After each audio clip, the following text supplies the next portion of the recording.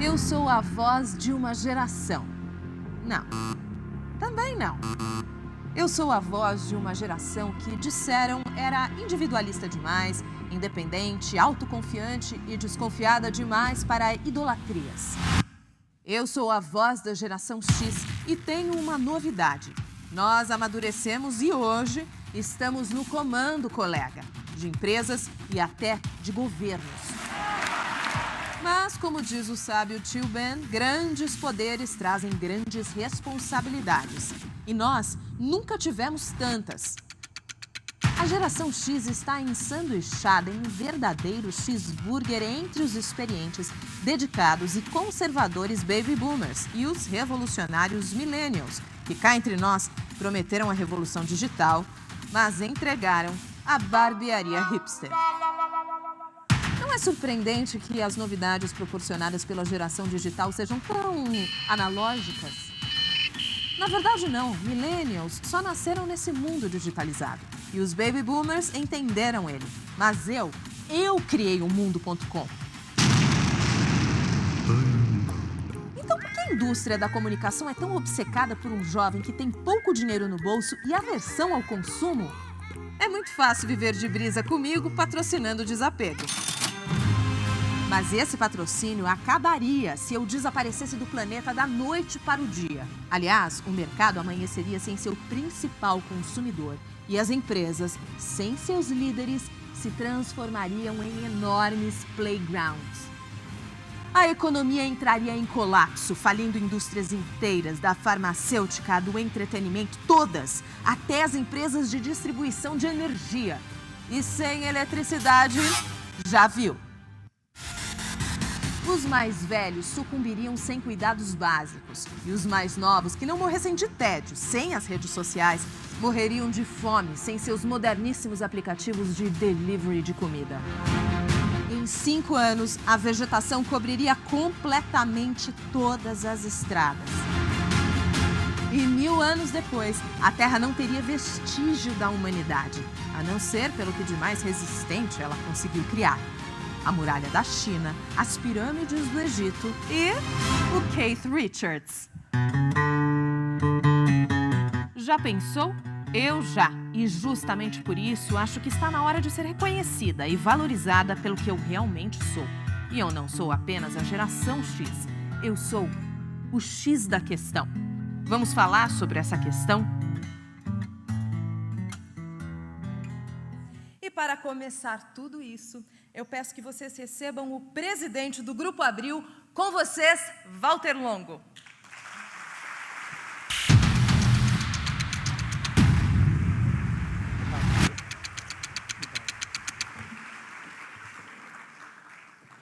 Bom dia, gente.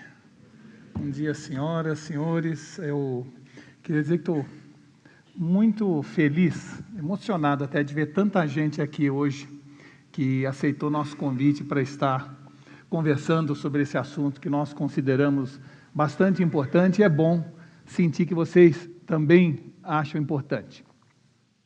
Nós vamos falar então sobre o X da questão.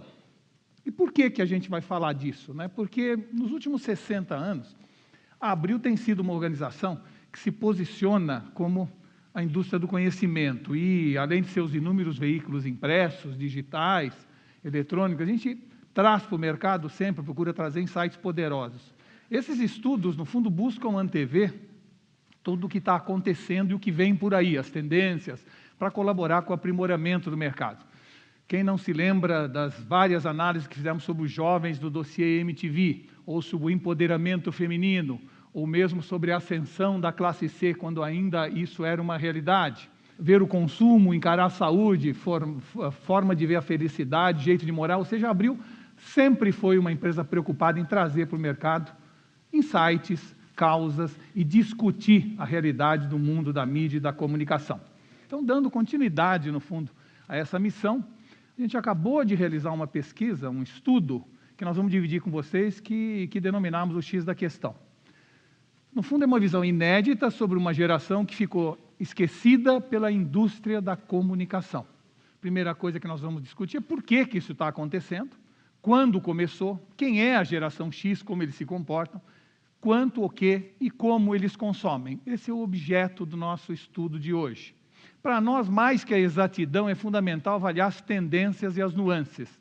Ou seja, a principal questão a ser avaliada aqui é se as pessoas abaixo ou acima de mais ou menos 40 anos é que estão mudando o mundo. E onde está o maior potencial de consumo. E depois, se é com eles que nós estamos falando ou não. A grande questão é quem consome, quem influencia quem.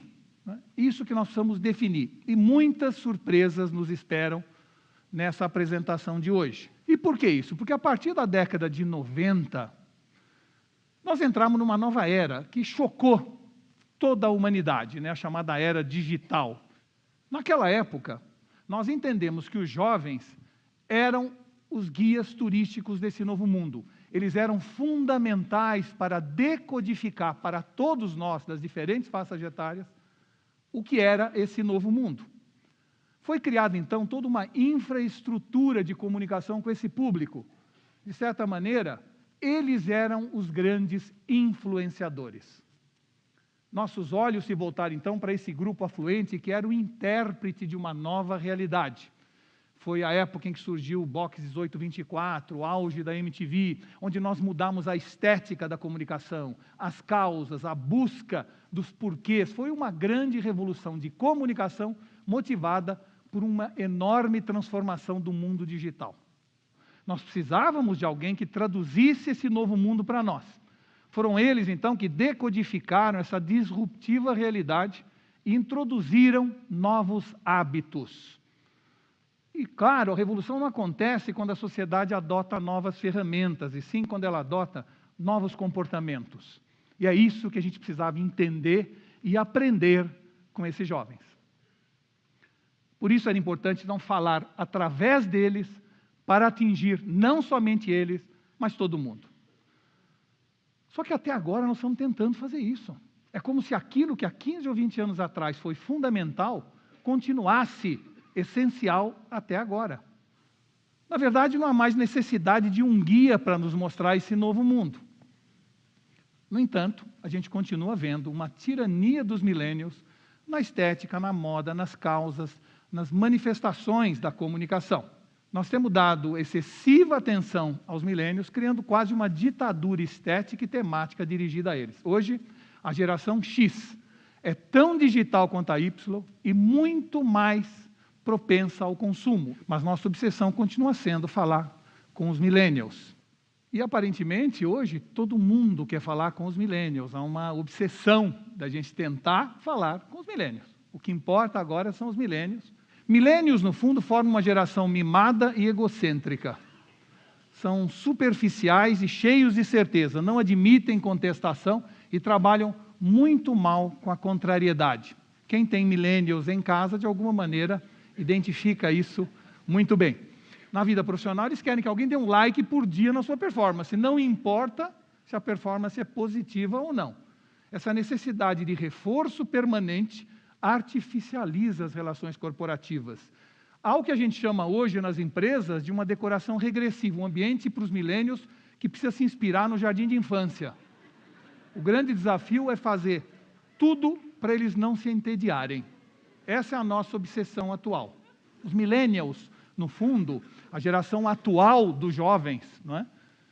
São contra consumo, buscam uma vida frugal, com menos competição e mais contemplação. A geração que tudo idealiza e pouco realiza. É uma geração para quem é mais importante ser do que ter. E não necessariamente eu questionaria essa visão, acho até uma visão correta. Não necessariamente para quem pretende vender alguma coisa para essa pessoa. A visão do millennial é sempre assim, tem que ter a Kombi, fundamental, tem que ter o rádio ou um headphone, né? Pode escolher, aí são duas opções que nos dão uma certa liberdade criativa. Tem que ter a prancha de surf e, de preferência, tudo alugado por alguns dólares.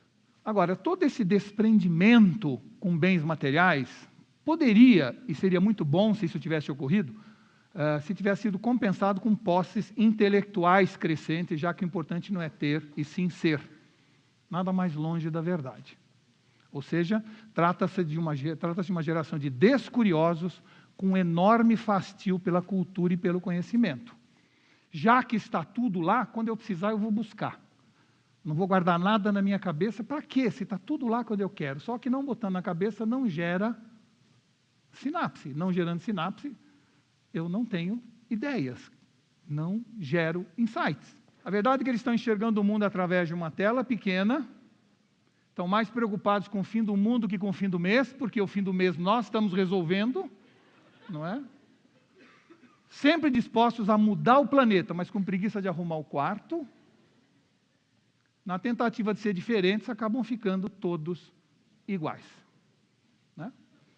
Dizem que querem fazer mais pela sociedade, mas votam cada vez menos, e tem um tipo especial de pirâmide de Maslow.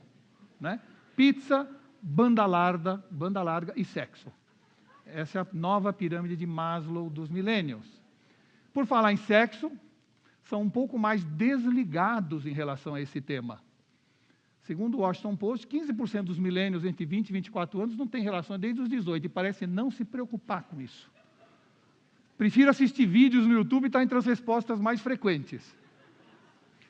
E o principal para nós profissionais de marketing, preferem descobrir produtos a serem descobertos por eles. Não querem falar conosco. A gente quer falar com eles e não querem ouvir. Eles não estão dispostos a consumir, a querer, a se interessar por produtos. Eles querem descobrir o que eles querem. Por favor, não fale comigo, tá certo? Isso inverte o processo de comunicação e branding. E vai exigir de nós uma revisão de tudo que a gente faz nessa área. Desprezam marcas, são contra o consumo de luxo, são adeptos e festejam o low-sumerism, que no fundo é a nova era que eles chamam de consumo consciente, onde eu devo consumir apenas o essencial, quanto menos, melhor, o conceito de menos é mais. A verdade é que millennials formam a geração menos empreendedora da história recente, não é? O que dá sempre uma sensação contrária quando a gente vê tantas novas empresas surgindo. O percentual de empreendedores abaixo dos 30 anos caiu 65% desde 1980, de acordo com o Wall Street Journal. Hoje é o menor índice dos últimos 50 anos. Todas essas empresas que a gente conhece, que são o sucesso do universo digital, foram criadas por alguém da geração X. Todas, com exceção do Facebook. Então, nós estamos falando, no fundo, de uma distorção de percepção que precisamos reavaliar. E o que mais nos preocupa hoje como profissionais de marketing, não como sociólogos ou não como, vamos dizer assim, curiosos da nova realidade social, é que postura cria ambiente e vice-versa. Olha a postura dessa nova geração numa biblioteca na universidade. A gente sente que tudo que está sendo feito hoje, de certa maneira, incentiva o laziness. Não é? E, claro, que isso é algo para a gente se preocupar. Praticamente todos os veículos estão tratando desse assunto com certa preocupação. Trabalhar para quê? Geração neném, que nem trabalha nem estuda, cresce assustadoramente no Brasil. Por tudo isso que eu mostrei a vocês, nós resolvemos realizar um grande estudo. Né? Um estudo que, de alguma maneira, nos mostra que o maior target consumidor hoje é a geração X. A geração que tem sido esquecida por todos nós que atuamos no mundo da comunicação e da mídia. A idade média dos compradores online hoje é 43 anos, e 7 em cada 10 compras são realizadas por pessoas acima de 35 anos. A geração X é responsável por sua curiosidade mais epistêmica, né, a grande volume de interesse nas chamadas notícias, carros, negócio e finanças, lifestyle, ou seja, nesse tipo de assunto, é a geração X quem mais busca. 2/3 da geração X são high users de Facebook, a mesma proporção dos millennials. Vamos conhecer melhor essa geração X, discutir seu potencial de consumo, entender o que eles esperam da propaganda e das outras manifestações mercadológicas. Temos, sim, um problema que merece ser discutido. Nós estamos, sim, muito atentos a todos os outros segmentos e targets da população. E vocês devem estar também. Mas hoje o objetivo é apenas falar da geração X, né? Outra coisa importante, nossa tendência é sempre caricaturar. Eu acabei de fazer isso agora. Como eu falei, eu mostrei apenas o que é tendência e não o que é a realidade factual de todos, sem exceção. Há exceções, mas a tendência nossa é sempre caricaturar. E um bom exemplo disso, que ilustra bem por que é interessante a gente pensar dessa forma, é o seguinte. Vejam essa frase, essa é a geração de 20 e poucos anos, hein? Ninguém sabe como lidar com eles, moram com os pais, têm empregos, mas não carreiras, começam cursos e não acabam, têm relacionamentos efêmeros, têm a mente acelerada por novas tecnologias, ignoram a história e às vezes largam tudo para ir morar no exterior. Essa frase foi dita em 1993 sobre nós, vocês, a geração X, eu no caso sou baby boomer. Outra frase, ruíram as certezas, ruíram os valores, ruíram os modos de produção, as formas de lidar com o pessoal. Quando o mundo assim se acaba, cada um reage como pode. Uma nova geração que, ao pânico provocado pelo despencamento das pedras, retruca, ótimo, pedras que rolam não criam limo.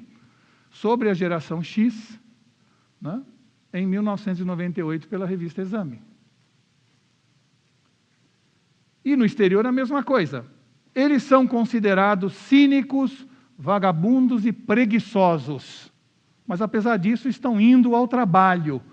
Um alerta importante da revista Time falando sobre a geração dos preguiçosos, a geração X. O que isso deve trazer para nós como insight importante? Que a adolescência é uma doença que passa com a idade. Que antes passava aos 18 e agora vai passar aos 35. Mas que passa. E uma vez esta pessoa tendo que fazer carreira, trabalhar, ter família e filhos, ela vai adquirir valores que até hoje ela ainda despreza. Por isso, o reforço e a importância ainda maior de falarmos da geração X. Porque os milênios serão muito mais, nunca iguais, muito mais parecidos com os valores e causas da geração X quando a adolescência passar.